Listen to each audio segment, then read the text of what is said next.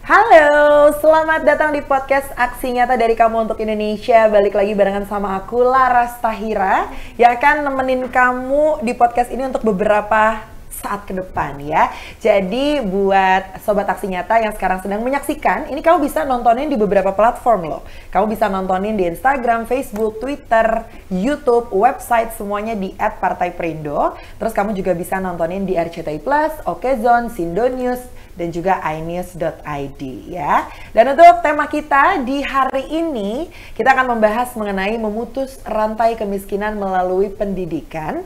Bersama narasumber kita yang sudah hadir tentunya sore hari ini. Beliau ini adalah Bacalek DPRD Kabupaten Bogor, Dapil 1 Partai Perindo, Bapak Muhyiddin SAK MAK CAP. Betul seperti itu Mas Muhyiddin? Betul. Kabar baik-baik saja ya hari ini ya? Alhamdulillah sehat, baik. Alhamdulillah. Terima kasih sudah mampir ke studio podcast Aksi Nyata, Mas Muhyiddin. Di tengah-tengah kesibukan ini pasti makin sibuk ya menjelang 2024 ya.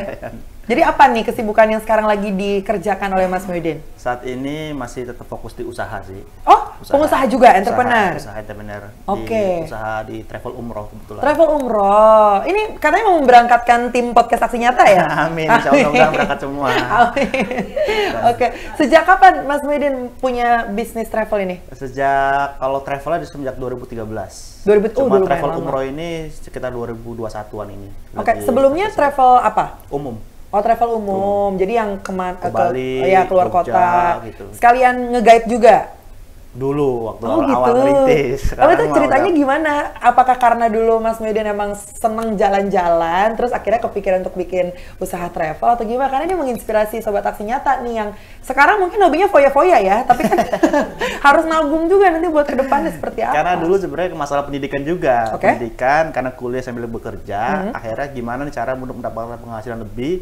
Ya usaha travel itu. Dulu jadi dari zaman kuliah? Zaman kuliah. Oke. Dari penghasilan itulah, karena kebetulan senang juga kalau jalan-jalan kemana sekaligus gitu. Emang dari situ asal muasalnya. Oh, jadi emang doyan jalan-jalan juga ya, dulu. Oke, gitu. Terus akhirnya kepikiran buat jadi udah deh sekalian nge-guide deh gitu. Ya, Bikin kecil-kecilan dulu tuh. Iya, kecil-kecilan. Sendirian? Sendiri, sendiri. Karena kan biasanya kalau bikin usaha gitu biasanya suka join teman, apalagi kan kalau berangkatnya dari zaman kuliah sama teman-teman kuliah gitu. Ya awalnya ya itu teman-teman kuliah kita berangkatin gitu. Misalkan mau kemana nih, mau ini, udah deh saya panitianya, saya urus semuanya gitu. Itinerary segala macam. Ya, dari mulai persiapan tiket, akomodasi segala macam gitu. Oke. Dari situlah pelan-pelan akhirnya ya sampai sekarang gitu. Akhirnya berkembanglah menjadi travel umroh gitu. Nah, ini nanti kita bahas lebih lanjut tentang usaha yang dipunya sama Mas Muhyiddin ini. Sama ini juga kebetulan aktif juga di mengajar, dosen juga. Dosen juga. Pak dosen, harusnya dari tadi saya manggilnya Pak dosen. Maaf. Dosen di mana? Saya ada di salah satu universitas di Jakarta Barat. Sama beberapa dosen tamu lah di Bogor dan di Malang. Oh, ngajar apa Pak dosen? Akuntansi. Skip deh kalau saya itu.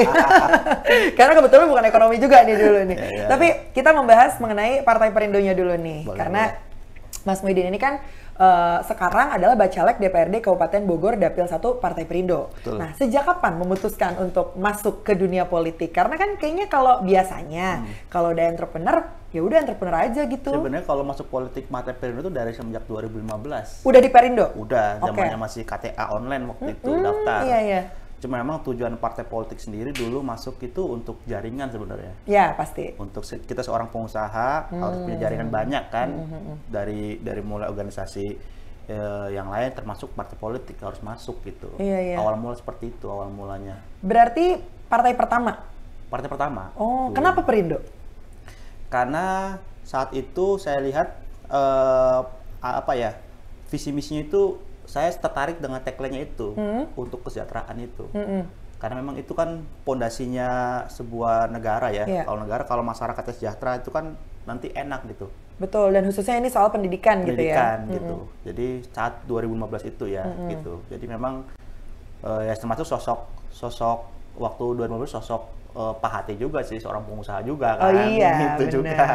Kita nggak bisa bohongin diri sendiri juga. Betul, gitu kan. akhirnya terinspirasi lah karena sosok dari ketua umum ini ya. Iya, pasti. Sama ini usaha juga nih, tapi bisa berkecimpung di dunia politik juga, why not gitu kan ya. Betul, memang itu. Tapi memang basicnya udah mendalami politik kah atau memang karena semata-mata ya udah ini karena link aja deh?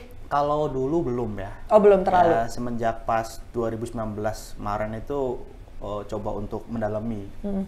2015, 2016, pas kemarin pandemi itulah mulai wah kayaknya harus fokus nih gitu ke politik, harus coba dalemin gitu karena kan saya sendiri kan salah satu perusahaan yang terdampak kan pandemi itu kan. Jadi gimana cara menghidupkan ekonomi kembali gitu kan. Nah, kalau kita tidak bergerak sesuai dengan hanya bergerak secara normal susah.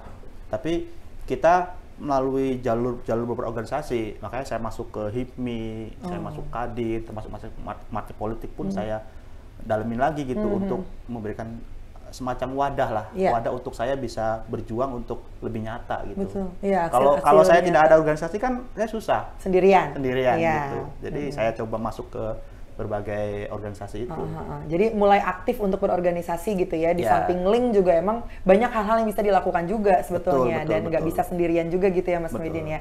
Jadi memang ini juga merupakan contoh ya untuk Sobat Aksi Nyata. Ini kan kebetulan yang nonton kita nih anak-anak milenial, Gen Z gitu kan, yang masih bingung nih kira-kira gue jalan hidupnya mau kemana ya gitu. Ada yang pengen punya usaha gitu, jadi pengusaha, tapi satu sisi tertarik juga nih kayaknya sama dunia politik. Nah, yang kayak gini-gini nih yang bisa kita gali lagi gitu kan ya. Nah, cuman semenjak dari tahun 2015 sampai sekarang nih 2023 udah lumayan, udah 7 tahunan ya berarti ada di dunia politik ini. Sebetulnya yang diperjuangkan sama Mas Muhyiddin dari dulu sampai sekarang ini masih sama nggak sih? Masih sama. Saya lebih fokus ke dua hal, kesehatan sama pendidikan. Ada kesehatannya nih? Kesehatan penting dong. Tetap kita walaupun sekaya apapun, sepintar apapun, kalau nggak sehat juga percuma kan. Itu masih sehat kan, jadi harus sehat dulu. Sehat barulah pendidikan. Dengan adanya sehat, terus kita memiliki pendidikan yang mumpuni lah, minimal sarjana itu kan, kita untuk mencari lapangan pekerjaan segala macam lebih mudah. Bukannya gampang ya, lebih mudah dibandingin kita SD atau SMP gitu. Jadi dengan dua hal itulah seperti udah dapat kailnya lah, tinggal kita mancing gitu. Kalau kita pendidikannya maaf ya rendah misalkan itu kan dia susah untuk mendapatkan pekerjaan segala macam gitu, sulit saat ini. Apalagi sekarang udah ada masyarakat ekonomi ASEAN segala macam kan, itu kan persaingan itu sangat kuat sekali gitu. Kalau kita tidak tinggi pendidikannya, minimal sarjana, susah. Bener, tapi ini adalah realita ya Mas Muhyiddin sebetulnya ya. Faktanya seperti ini, apalagi kalau kita berbicara lebih ke pedalaman lagi, ke daerah-daerah yang belum terlalu terjangkau pendidikannya, terus ya mungkin internet juga berpengaruh gitu di zaman sekarang gitu kan. Karena kalau once kita memutuskan untuk hijrah ke ibu kota, yang kayak gini-gini tuh dipentingin banget sebenarnya ya. Bener-bener udah jadi istilahnya tuh standarisasinya tuh udah ada gitu loh. Jadi makanya pendidikan tuh emang bener-bener harus kita kejar banget gitu. Nah kan, dan yang pasti untuk meningkatkan kualitas SDM masyarakat, pemerintah ini kan bikin programnya wajib belajar 12 tahun, which is sampai SMA. Sampai SMA nih. Tapi kan beda lagi nih kalau pandangan setiap orang kan ya minimal S1 lah biar tenang, aman gitu kemana-mana kalau pengen cari kerja gitu ya. Cuman sebetulnya jangankan sampai S1 nih Mas Muhyiddin, sampai program wajib belajar 12 tahun aja itu belum semua daerah tuh terrealisasikan. Terutama khususnya di Kabupaten Bogor, bener nggak? Betul. Iya kan? Betul. Nah ini kenapa bisa sampai seperti itu kira-kira? Nah, bahkan saya ini salah satu maju itu bukan lagi 12 tahun, saya pengen 16 tahun wajib belajar itu. Sampai S1. Sampai sarjana. Kenapa? Karena saat ini untuk 12 tahun sendiri itu kan SMP SMA, itu sulit untuk bersaing. Saat ini betul. Jadi semenjak 2015 ada masyarakat ekonomi ASEAN, itu persaingan dari luar tuh semakin tinggi kan. Nah kalau kita masih di SMA aja, standar kita, ya kita akan kalah. Jadi saya rasa kita harus berjuang untuk di 2024 ini, kita usahakan wajib belajar itu di 16 tahun sampai sarjana gitu kan, apapun. Nah termasuk termasuk program beasiswa itu. Nah beasiswa sendiri itu kalau saya lihat saat ini, menurut pendapat saya itu aneh. Syarat untuk masuk kuliah atau beasiswa itu pinter. TOEFL. Nah, akhirnya yang dapat siapa? Orang-orang kaya lagi. Betul, karena mereka tercukupi untuk les bahasa Inggrisnya, bimbelnya gitu ya. Dari sisi makanan, terpenuhi kan. Nah, sedangkan jelas bahwa di amanah undang-undang bahwa tugas negara adalah mencerdaskan bangsa kan. Jadi pokoknya kalau menurut saya beasiswa itu satu syaratnya, tidak mampu, titik, udah. Dia nggak pinter ya tugas negara untuk biar dia pinter kan, gitu kan. Bukannya kita harus suruh pinter dulu baru dapat beasiswa gitu kan. Nah itu yang menurut saya saat ini, saya dari tahun 2012 ketika saya aktif dulu saya gubernur ekonomi juga waktu mahasiswa, saya perjuangkan itu.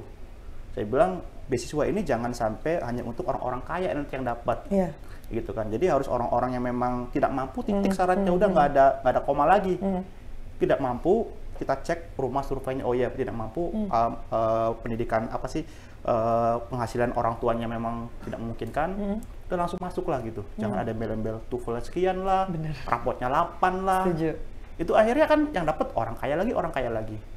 Itu kan terjadi fakta seperti itu. Makanya banyak. Mudah-mudahan di 2004 ini ada semua legislatif sepakat untuk wajib belajar 16 tahun dan untuk syarat beasiswa itu harus diubah gitu loh. Betul. Jangan seperti itu gitu. Jadi kalau berbicara mengenai wajib belajar 12 tahun, memang kan sudah ada program gratisnya dari pemerintah, itu udah aman lah. Lebih ke anaknya aja yang mau atau enggak nih, dan didikan orang tuanya gitu ya, supaya 12 tahun itu beres.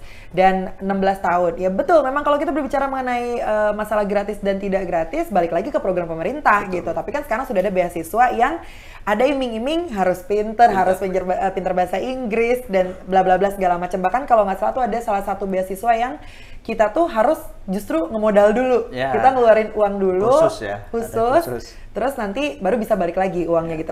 Dari mana uangnya kalau yang tidak mampu gitu kan? Cuman ini tuh aku jadi ingat sama salah satu cerita dan sempat viral juga. Ada salah satu anak yang sempat nongkrong-nongkrong di daerah Sudirman sana yang waktu itu mau dikasih beasiswa sama Pak Sandiaga Uno kalau nggak salah, kan? Justru ada penolakan dari si anaknya gitu loh. Entah karena memang pergaulan dia yang bikin dia jadi akhirnya malas untuk belajar lagi, entah karena memang dari orang tuanya nih yang ngerasa mungkin nggak pede. Karena kan ada aja tuh Mas yang orang tuanya gak usah deh, takut, udah kamu di rumah aja bantuin orang tua. Banyak kan realitanya seperti itu gitu. Jadi untuk mengatasi hal seperti itu tuh bagusnya gimana ya? Apakah memang membutuhkan sosialisasi lagi ke pelosok-pelosok atau seperti apa? Ya pertama terkait gratis, sekolah gratis sampai 12 tahun sendiri, faktanya saya sudah beberapa kali turun ke lapangan itu walaupun gratis tapi buku bayar. Iya benar. Nah, seragam juga. Itu juga seragam ada itu juga tuh. Itu sebenarnya kan masalah juga. Iya. Nah, kenapa?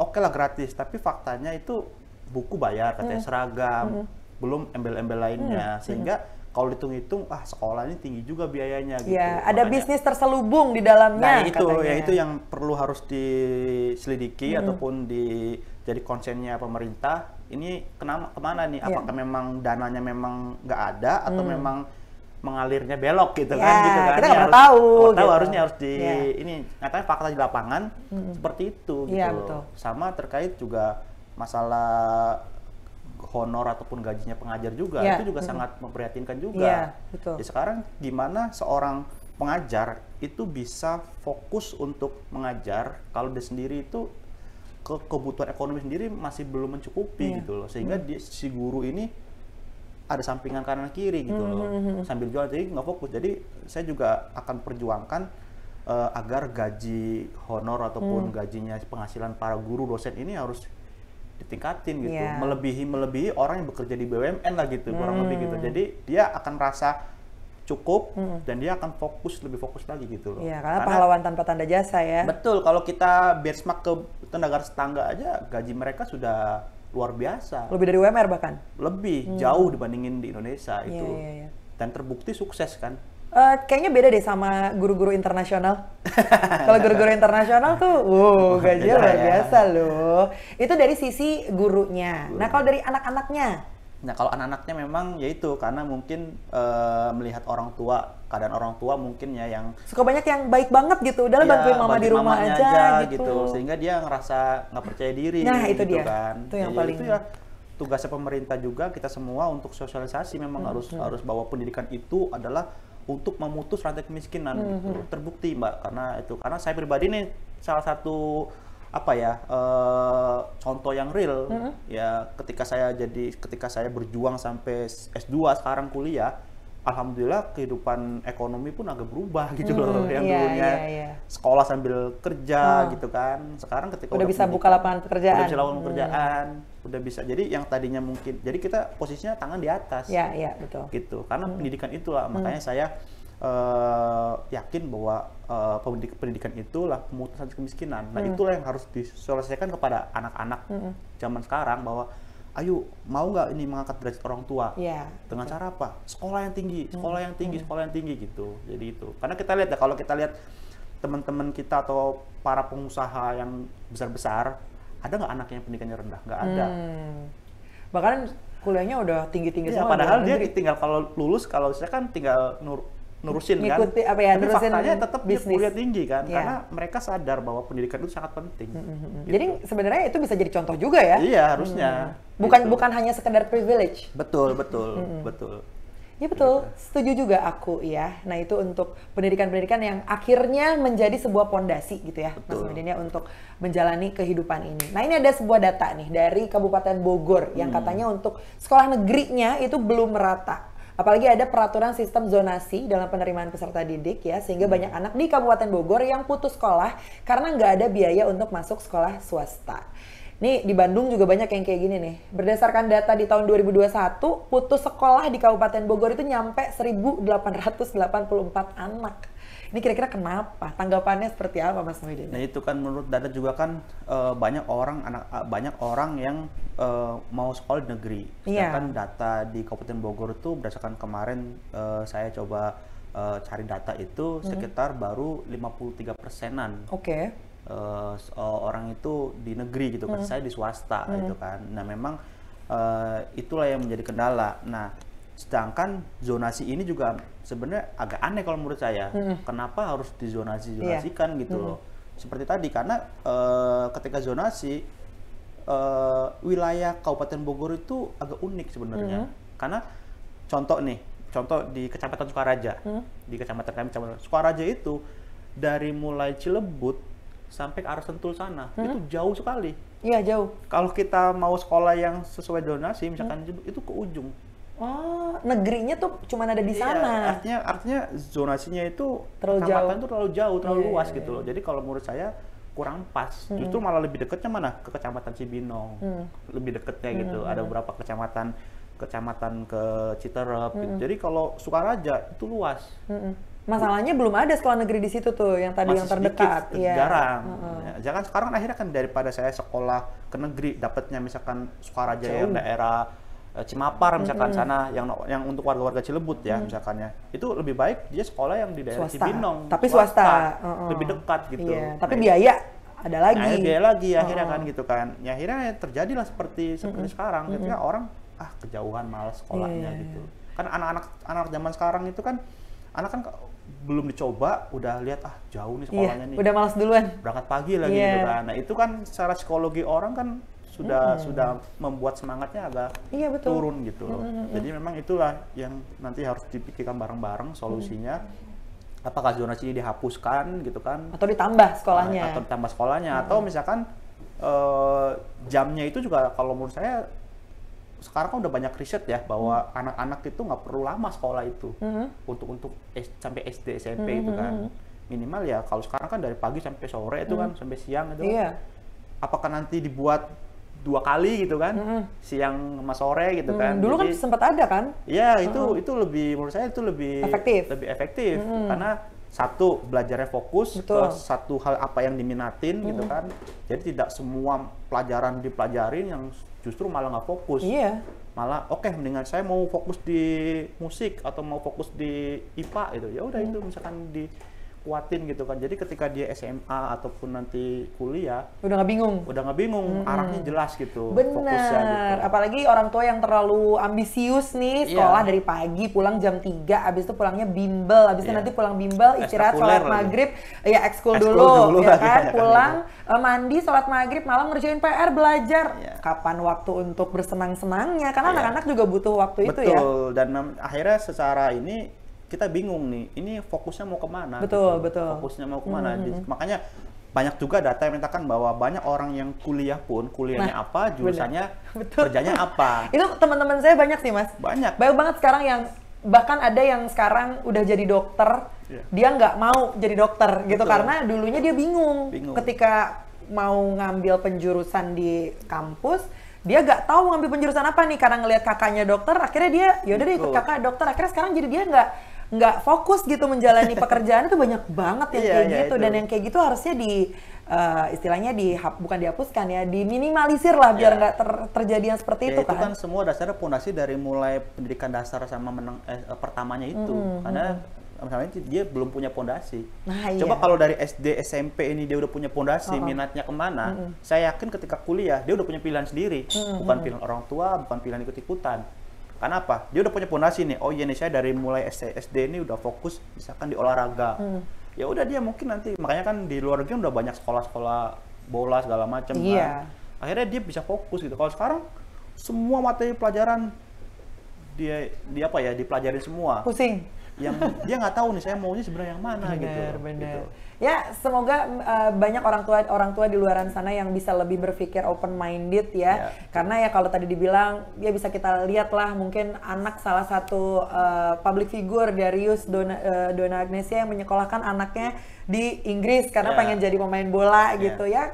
Karena mereka mampu dan support juga anaknya pengen jadi apa gitu kan, nggak melulu soal baca buku dan hafalan sebetulnya. Itu juga jadi kritik juga buat saya kepada teman-teman para pejabat atau pengusaha. Sekarang gini, banyak pejabat-pejabat kita ini yang nyokolin anaknya itu bukan di Indonesia, di luar negeri. Berarti ada apa nih di Indonesia? Betul. Nah kalau mau serius, ayolah para pejabat semua yang orang-orang kaya, pengusaha-pengusaha besar nih, sekolahin anaknya di dalam negeri. Dengan cara apa ya? Mungkin dia tidak mau di dalam negeri karena mungkin berarti kan apa? Kurang percaya sama kualitas pendidikan itu sendiri. Betul, kurikulumnya segala macam, sehingga dia lebih mementingkan sekolahnya di luar negeri gitu. Karena itu. Nah, coba kalau misalkan Indonesia ini bagus pendidikannya, saya yakin mereka sendiri akan mau menyekolahkan anaknya itu di dalam negeri gitu. Makanya tidak ada keraguan. Ya, saya mengkritiki para pengusaha itu, ayolah kita support pendidikan Indonesia itu. Mulai dari minimal ya orang-orang kaya itu tidak mengambil beasiswa. Nah, balik lagi ke situ nih. Walaupun pinter, TOEFL besar, terus memenuhi syarat beasiswa, tapi jangan diambil gitu loh. Kenapa? Karena dia punya duit gitu. Betul. Ya kan, kasihlah kesempatan ke yang tidak mampu. Jadi benar-benar merata pendidikan itu gitu. Betul. Nah kalau ngomongin soal pemerintah sendiri, terutama Kabupaten Bogor yang tadi kalau kita berbicara soal datanya itu hampir 2.000 siswa putus sekolah gitu kan. Tapi sebetulnya sejauh ini peran pemerintahnya seperti apa sih? Kalau tadi kan Mas Muhyiddin udah bilang ya entah itu mungkin nambahin sekolah atau mungkin zonasinya dihapuskan dan segala macam. Tapi aksi nyatanya tuh apa sejauh ini yang sudah pemerintah Kabupaten Bogor lakukan? Kalau berdasarkan data yang saya dapat dari anggarannya sendiri itu kan anggaran pemerintah Kabupaten Bogor itu 2023 ini sekitar 9,14 T. Ya kan, itu untuk pendidikan itu sekitar 300 miliar gitu kan. Kalau menurut saya terlalu kecil. Sedangkan untuk infrastruktur pembangunan sekitar 1,2 T. Lebih besar. Nah, sehingga arahnya ke pembangunan terus kan. Akhirnya kan dia lupa bahwa SDM di Indonesia ini juga butuh gitu loh, butuh perhatian khusus gitu kan. Jadi saya sih mendorong untuk pemerintah Kabupaten Bogor ini khususnya itu tolonglah anggaran untuk pendidikan itu dinaikin gitu. Karena apa? Ketika kualitas SDM-nya itu memenuhi, itu semuanya akan secara multiplier efeknya itu dapat semua gitu loh. Jadi kalau saya lihat di sini di Kabupaten Bogor sendiri itu masih banyak yang memang yang rendah itu karena memang itu bayar bukunya itu bayar gitu dan kan, lumayan jaraknya mahal. jauh gitu, ongkosnya gitu. Jadi itu membuat mereka jadi akhirnya akhirnya malas belajar gitu, malas sekolah. Tambah lagi mungkin orang Indonesia itu karakternya kan sama orang tua itu penurut rata-rata. Anak kecil itu orang ngikut tuanya aja. Udahlah kasihan mamanya daripada kerja begini dapat penghasilan berapa gitu kan. Ya balik lagi lah itu. Tantangan kita sebagai masyarakat ini semua elemen harus sama-sama kita fokus ke pendidikan gitu. Iya, setuju sih. Itu dan salah satu cara Mas Muhyiddin juga mungkin gabung dengan Perindo adalah untuk menyuarakan itu. Nah, kalau dari pemerintahnya semoga sih bisa didengar ya apa saran-saran dari para masyarakat kecil seperti kita gitu kan, dan pastinya ada satu misi visi terselubung juga dong dari Mas Muhyiddin ya. Apa nih yang bisa dilakukan oleh Partai Perindo nih ke depannya gitu? Untuk pemerintah udah jelas gitu ya saran-saran. Yang Partai Perindo bisa lakuin aja, yang bisa terjun langsung dan membantu hal tersebut. Ya kalau saya sih akan tadi fokus ke kesehatan dan pendidikan itu. Oke. Waktu itu makanya saya sendiri ketika maju ke Partai Perindo sendiri, saya sudah komitmen, saya bilang saya akan perjuangkan kesehatan dan pendidikan. Kenapa? Karena ya kalau yang lainnya mungkin udah banyak lah orang yang mikirin. Saya lebih ke fundamentalnya aja, kesehatan sama pendidikan itu. Karena jadi ketika kesehatan orang itu sehat, pendidikannya itu memenuhi gitu, saya yakin mereka akan dengan sendirinya bisa mengangkat derajat keluarganya sendiri gitu, bisa mencari pekerjaan yang lebih layak, bisa berpikir yang lebih open minded segala macam gitu. Karena apa? Pendidikan itu dasarnya. Betul. Nah itulah yang aksi nyata yang akan saya perjuangkan. Ya even nggak tahu nanti misalkan saya jadi, misalkan yang lain nggak setuju pun, saya akan perjuangkan itu. Gitu tetap loh. Ya. Tetap komitmen saya. Kesehatan dan pendidikan itu yang harus saya perjuangkan gitu loh. Iya. Semoga bisa terlaksana sih. Ya mau gimana pun nanti godaannya ataupun nanti nggak support, saya tetap akan fokus kedua hal itu. Iya, karena saya bisa ngeliatin dari hati ya Mas Muhyiddin ya, sebagai seorang dosen yang emang benar-benar pengen mencerdaskan anak bangsa gitu. Kalau gitu terakhir nih Mas Muhyiddin, boleh mungkin ngomong ke kameranya di sini, karena kan sebagai seorang dosen juga mungkin memberikan petuah-petuah nih buat mahasiswa-mahasiswanya atau murid-muridnya, dan terutama penonton kita ya, generasi milenial dan juga Gen Z yang kayaknya tuh masih acuh tak acuh soal pendidikan ini. Iya. Silakan. Oke, di tahun 2024 ini usia-usia milenial itu hampir udah 80%. Nah, inilah saatnya kita merubah masa depan bangsa ini menjadi lebih baik dengan cara kita badannya sehat dan kita juga harus berpendidikan yang cukup gitu, artinya minimal sarjana. Untuk apa? Untuk bisa memajukan kesejahteraan rakyat Indonesia ini. Ini kesempatan besar di 2024 inilah untuk itu. 2030 itu hampir 100% anak muda. Jadi ayo mari teman-teman semuanya yang milenial, generasi Z ini semuanya kita sehatkan badannya dan kita juga tingkatkan pendidikan setinggi-tingginya. Karena itulah kunci untuk memutus rantai sebuah kemiskinan. Yes, betul sekali Mas Muhyiddin. Dan ini juga berkaitan dengan Partai Perindo ya. Campaign aksi nyata dari kamu untuk Indonesia relate dengan movement yang dijalankan Partai Perindo. Produktif, solutif, modern, bersih, berintegritas, peduli, dan juga turun tangan untuk Indonesia sejahtera. Makanya buat Sobat Aksi Nyata yang pengen gabung juga nih dengan Partai Perindo, kamu tinggal masuk aja ke website yang ada di bawah sini di www.partaiperindo.com, dan jangan lupa untuk di-download juga aplikasi Partai Perindo di handphonenya kamu, bisa di App Store ataupun di Play Store, dan bisa scan barcode yang ada di layar ya. Kalau begitu terima kasih banget Pak dosen sudah mampir di studio podcast Aksi Nyata. Semoga obrolan kita memberikan banyak insight untuk penonton kita ya, dan semakin banyak yang termotivasi untuk belajar setinggi-tingginya, ya kan? Dan terima kasih juga untuk Partai Perindo yang selalu bergerak dengan aksi nyata. Semoga Partai Perindo semakin sukses dan juga maju terus untuk Indonesia sejahtera. Salam aksi nyata dari kamu untuk Indonesia. Laras Tahira pamit dulu, kita ketemu di episode selanjutnya. Dah. Marilah seluruh rakyat Indonesia, arahkan pandanganmu ke depan. Raihlah mimpimu bagi nusa bangsa, satukan tekad untuk masa depan. Pantang menyerah, itulah pedomanmu. Hentaskan kemiskinan cita-citamu, rintangan tak menggentarkan dirimu. Indonesia maju, sejahtera tujuanmu, nyalakan api semangat perjuangan. Dengunkan gema, nyatakan persatuan.